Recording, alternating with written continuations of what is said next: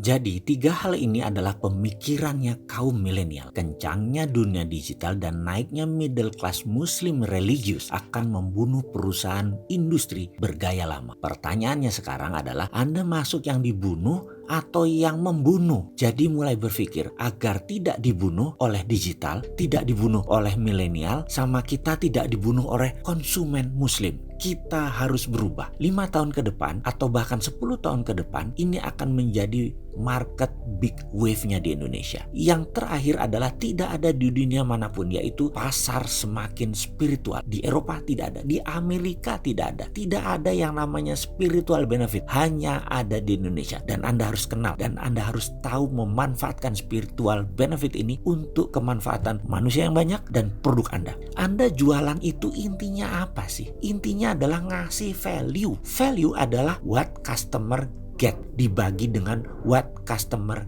give. Dan rumusnya halus selalu, customer get harus plus. Semakin besar plusnya, maka value Anda semakin tinggi. Apa yang didapat dibagi dengan apa yang dibayar. Sekali lagi, itu adalah value. Apa yang kita berikan ke customer dan apa yang dibayar oleh mereka ke kita, itu penting.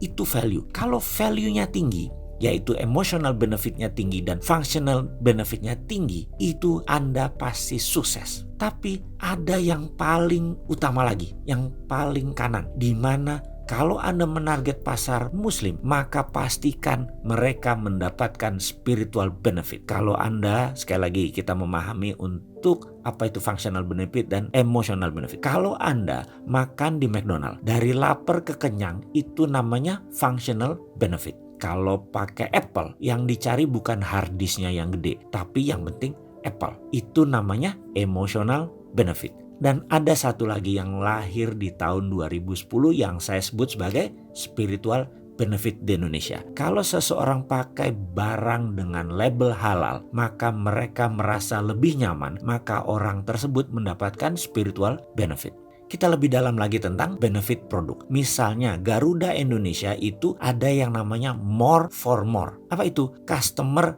get more, tapi customer harus pay more. Kalau AirAsia lain lagi, less for less. Fasilitas setara dengan bayarannya. Gojek itu more for less karena mereka digital. Bagaimana customer get more tapi bayarnya less? Karena asetnya ringan, tidak ada aset. Semua digital company itu benefitnya naik, harganya turun. Itu kalau Anda bayangkan di bisnis konvensional, yaitu namanya ngajak bangkrut. Tapi beda dengan bisnis di digital ekonomi. Di era ini kalau tidak bisa create more for less, Anda pasti mati. Itu yang pertama. Yang kedua, milenial itu ke depan kita tahu ada 50 produk industri yang diobrak-abrik karena ledakan functional benefit dan emotional benefit ditambah spiritual benefit. Kita akan rinci segera apa itu produk-produk nanti, yang dimana Anda dari sekarang sampai 2030 harus tahu dan jangan sentuh itu karena bahaya Anda bisnisnya. Tapi sekali lagi,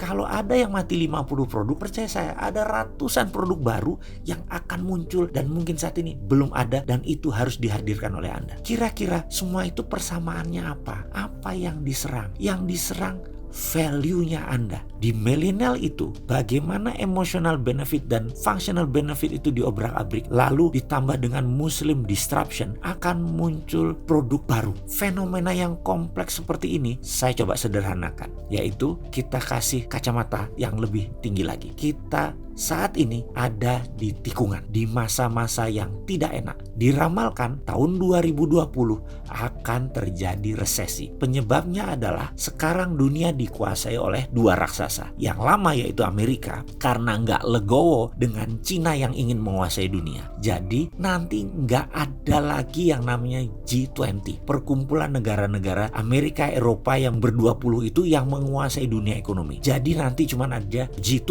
Cina dan Amerika saja. Cina itu hebat luar biasa. Teknologinya juga hebat. Jangan dikira hebat karena manufaktur atau pabriknya banyak. Digital 4.0 dan 5.0 Cina itu sudah menguasai. Amerika tidak legowo. Karena itu Amerika membuat proteksi dengan dalil nasionalisme. Trade war itu menyebabkan Amerika slowing down ekonominya, merugi, dan Cina pun merugi. Karena dua raksasa ini sama-sama rugi, hancur, akhirnya dunia kena resesi. Semua sudah membicarakan, IMF, PBB sudah membicarakan. Jadi sekarang ini bisnis benar-benar gak enak. Generasi X, generasi saya ini lagi apes-apesnya. Tapi generasi milenial lagi bertarung di era yang penuh dengan bom waktu, penuh dengan disruption, dan ini menjadi tantangan yang membuat generasi milenial melakukan decouplingisasi, dibubarkan teorinya Gen X dan generasi baby boomers. Sekali lagi, generasi milenial adalah generasi petarung yang akan merubah permainan